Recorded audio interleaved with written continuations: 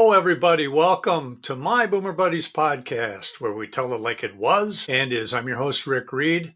Today, she's back. The Ace, one of our featured Boomer Buddy guests here. I don't even think it's fair to call you a guest anymore. A regular, Terry Walsh. Welcome back, Terry. Thanks, Rick. It's good to be here. Let's get to it. You chose today's topic. It's a nostalgic one that boomers should remember and bring back some fond memories. Today, we are going to take a look at Captain Kangaroo, and then when we're through with him, we're going to touch on Romper Room. Those are two iconic kiddie shows from back in the day. I know I'm speaking for me right now. You can speak for yourself, but I remember those a little bit, maybe in the 50s, but mainly in the 60s. How about you? Well, probably 50s because I went to kindergarten in 59. But it was only half days, so maybe I saw it in the 60s too. I just remember it being on quite a bit in our house. Yeah, especially with siblings. We may have seen it first, and then the siblings had their day with those shows. Let's get into it. You want to talk about Captain Kangaroo first? I would love to talk about Captain Kangaroo.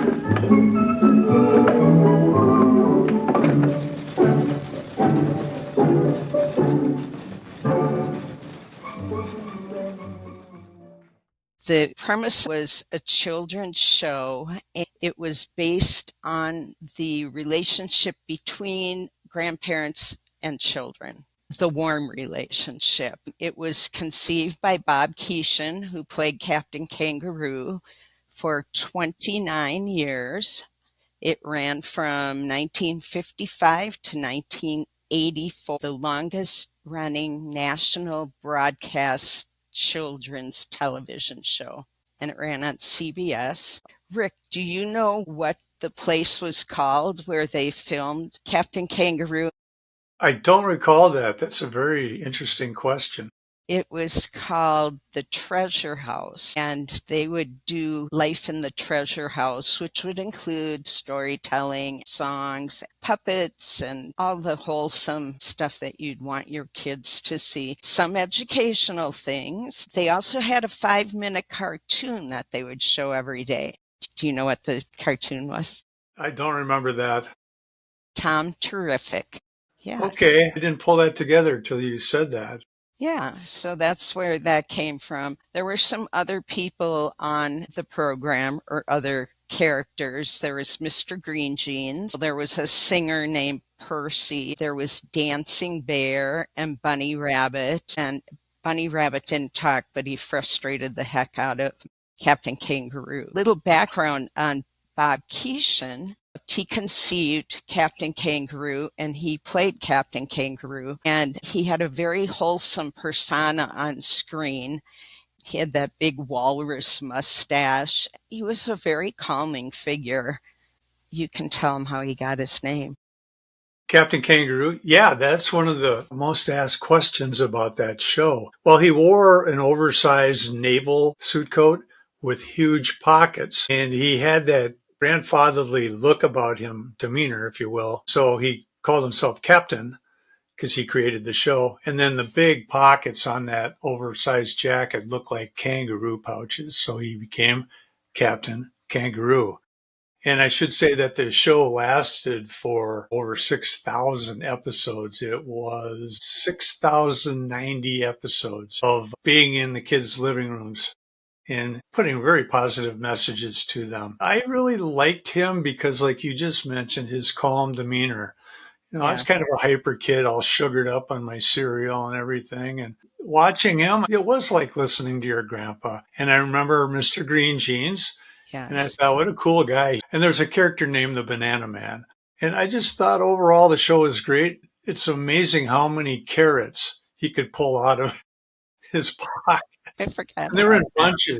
Now we're used to those little bags where they're all washed and, the little mini Yeah, carrots. Oh, not these were with slimy.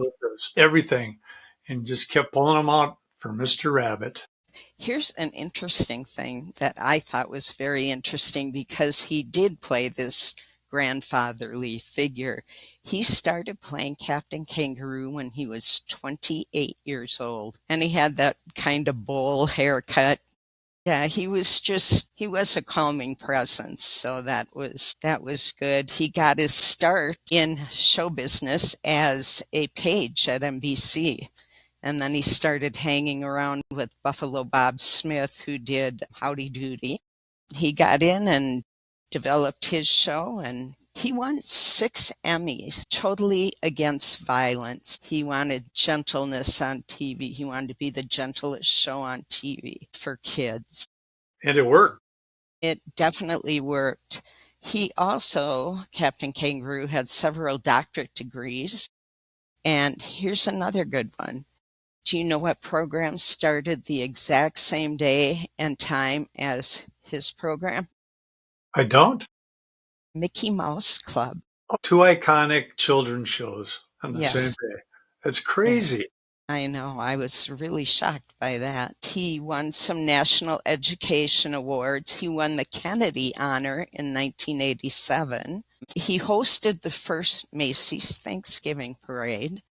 He was so well loved. I'm going to read a little quote that he had said when he did this show. Violence is a part of life, and there is no getting away from it. But there is also gentleness in life, and this is what we have to stress in our shows. Very well said. When he went into the Marine Corps, he was a page, and he got the same job back when he came out. I happen to have heard that he played in another kiddies TV show before Captain Kangaroo. What was the part and what TV show? He played Clarabelle the Clown on Howdy Doody. So Bob Keeshan has done many things to his career, an advocate of kindness, the old vaudevillian skits and Tom Terrific cartoons, as we just covered. What else did he do with his show? Well, he dedicated himself to the children, and after he was done with the show, he was an advocate for children's issues and writing. He did some volunteer work. He won a service award from the AMA, American Medical Association, in 1991. Got a National Education Award 1981, plus the Emmys that we previously talked about and the Kennedy Honors. He passed away in 2004, had a long illness. He was survived by 3 children and 6 grandchildren. How lucky would that be to have Captain Kangaroo as your dad? And his wife had previously passed away in 1990. Bob Keeshan, Captain Kangaroo, Clarabelle the Clown, what a legacy he left. The world was and is a better place because of him. Absolutely. Totally agree. Let's jump over now to another children's classic show. It's one that I remember, even though it was 4 or 5 years old when I was really into it. I still have fond memories of it. There's songs and things from that show that still are in my mind from back then. And that show is Romper Room. All right, let's listen to the opening clip from late 50s, early 60s of Romper Room. Let's listen to that.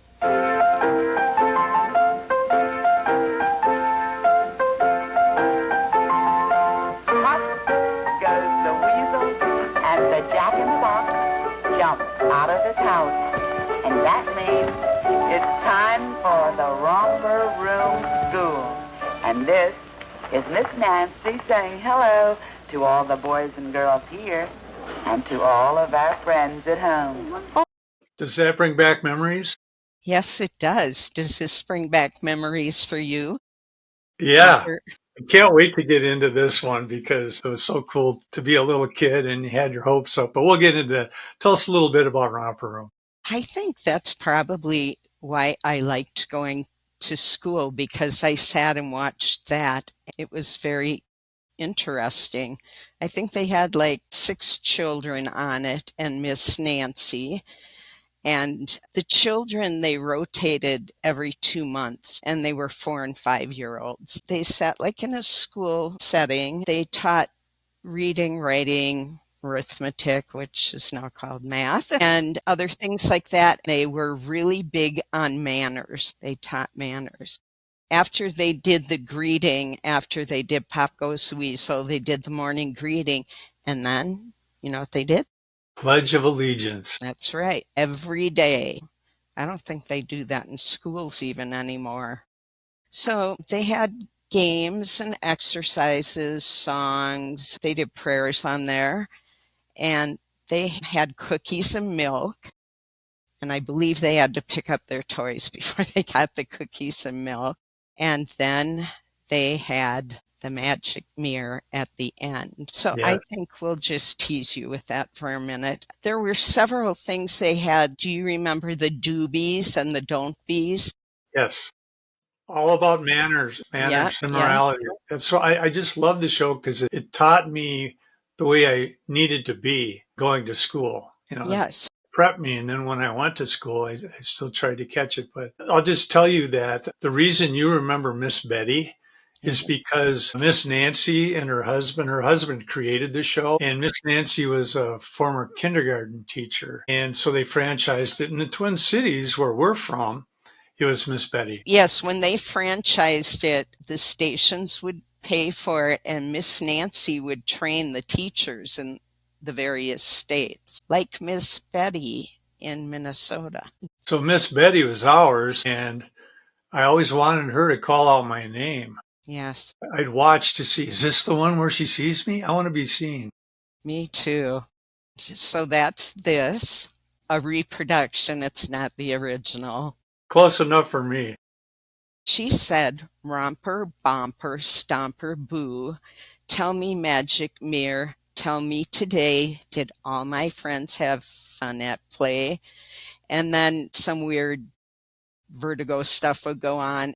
She'd pull this away and she'd say, "I can see Ricky and Tom and Joe down there in Florida and Vicky." And she would go on. I think she did like about 20 names. You could mail in your names because there was no email or faxing or anything. You could mail in your name. I always wanted my mom to mail in my name. Terry, I can remember, I think my mom Western Union them to have my name on there, and I have a memory of seeing it, but I'll have to ask Muggs Yeah. for the real truth. Not my truth so many years later. Yes. That was a Yes. highlight of the show for kids to sit there on the edge of their seats. Is my name going to get named this week or not? There's always the excitement. Some of the children that were on the show actually skipped kindergarten when it came time for them to go and went straight to first grade. Oh, is that right? Yeah. Huh. So they, You mentioned a little bit ago, Terry, that there were 6 kids, and the camera was the 7th kid because she talked to the camera too. She talked to little right. Freddie and little Sarah and to the camera. And that was quite effective because you felt like you were part of the classroom. It was a great format. Sure. Honestly, I think it did get us ready for school. Absolutely. And how to act in school, with the Yeah. don't be's, Yes. don't be rude to other people. I remember do be a plate cleaner. And then you repeated it, do be a plate cleaner. And then they said, don't be a food fussy. And then they said, don't be a food fussy. And then whatever the song went after that. And in looking back on some of the episodes, because it went for many generations, and some of the newer ones, I saw that they played a version of Simon Says with Doobie Says, turn your head, Doobie Says, stomp your feet. Did you just get that now? Doobie? I Doobie, didn't. hey, Doobie. Yeah. Doobie in the 70s, yeah. Well, the doobie and the don't be was very helpful in learning what the rules were. Yes. what was expected for good behavior. I think there's nothing wrong with that. If a kid is rambunctious, if you get them to repeat, know what is right and what is wrong, that will help them in the classroom and hopefully help them focus too. And also you get a feel of what real teachers have to go through. Exactly. And it's great preparatory work for the children. It was for the children at home that were watching it. Now, you mentioned that this was franchised. Yes. So many markets, you listeners and viewers out there, you can relate to a romper room from back in the day. And you can plug in your own Miss Nancy, Miss Betty, Miss Sarah, whoever it was. And the same message was taught. It was really, really a good show. And that was also a time for other local TV shows. I know here in the Twin Cities, we had several, didn't we? Yes, we did. People watching all over the country and even other parts of the world, you can relate to those kiddie shows that were so popular back in the day. Yes. And they still stick with me. Captain Ken would draw a doodle on a big piece of paper, Yeah. or he'd have somebody do a doodle, and then he would make a picture out of it, a Yes. wonderful caricature or picture. I And got one. you do.